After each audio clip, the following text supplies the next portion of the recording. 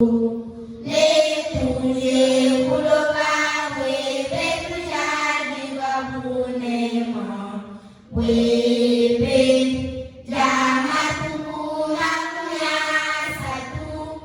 par ce chant de l'hymne national de la RDC, interprété en Chiluba par les élèves du groupe scolaire Bansambi, que le deuxième colloque interdisciplinaire de Ngandanjika s'est ouvert ce lundi 31 octobre 2022 dans la salle du centre Monseigneur Tarsis Chibangu, organisé par le projet d'Itunga. Ces assises de 3 jours réunissent les professeurs et chercheurs en sciences humaines et sociales de plusieurs universités du pays sur le thème principal: l'ethnie, la nation et l'église en RDC, problèmes historiques et propositions pour l'avenir.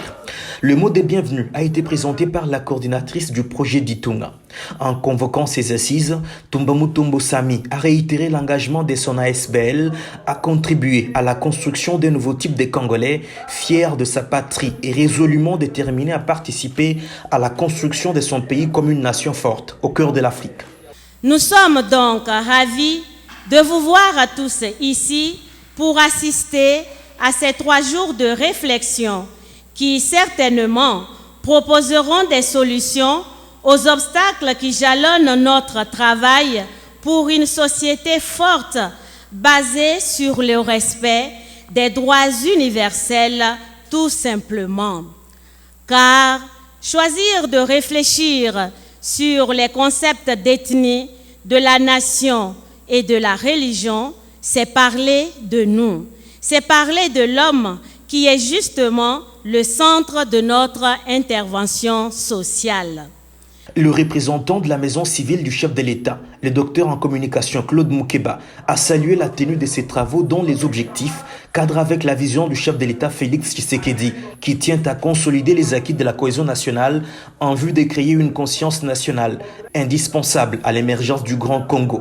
Son message a été précédé par l'allocution de l'administrateur du territoire de Ngandanjika et représentant du gouverneur de Lomami. Au chapitre des conférences, 7 orateurs ont défilé à la tribune. Les premiers de cette série, le professeur Abbé Apollinaire Tshibakachi Kongo, recteur de l'université officielle d'Mbujimai et initiateur du projet d'Itunga, a axé son intervention sur les sujets intitulés « Être congolais, herméneutique d'un drame colonial et d'un défi national ». En soutenant 5 thèses, il a notamment proposé la création d'un ministère de la décolonisation mentale qui aura pour tâche, entre autres, d'aider les Congolais à se départir du complexe d'infériorité. Nous devons donner à la citoyenneté congolaise une identité qui nous réconcilie d'abord avec notre peau. Ça, c'est un problème sérieux. On voit, c'est pas banal, le fait que les gens blanchissent leur peau. Ce n'est pas un problème banal. Ça fait partie de la colonialité. Nous sommes des êtres complexés.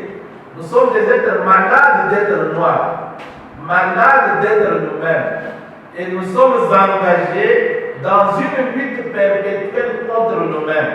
Alors moi, je ferai un tel ministère, le ministère de la décolonisation mentale. Ça va?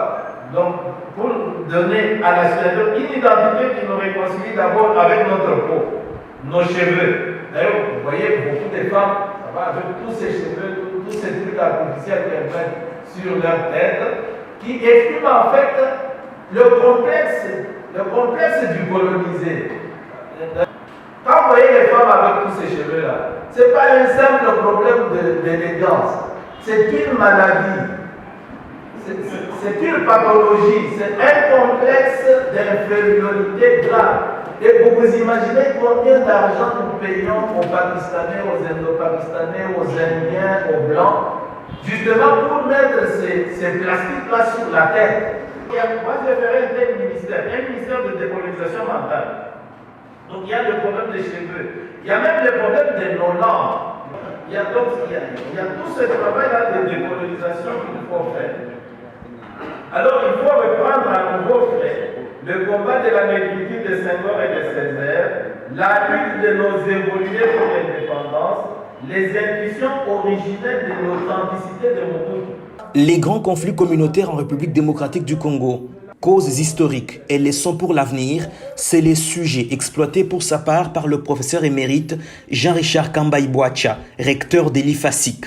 Le professeur William Kabeya Badiambouchi de l'UEM a lui parlé du régime foncier ethnique et le droit foncier moderne congolais et ses déconciliations. Son collègue des relations internationales, Boniface Kalonji Tambwa, a présenté sa conférence autour du thème « Un colosse au pied d'argile, grandeur et misère du Congo dans le concert des nations ». Les professeurs Théodore Mwamba de l'Université pédagogique de Kananga et Adrien Mounyokamwana-Tchalo de l'ISP Mbujimaï ont également exposé lors de cette première journée. Les travaux de ce colloque se poursuivent ce mardi 1er novembre 2022.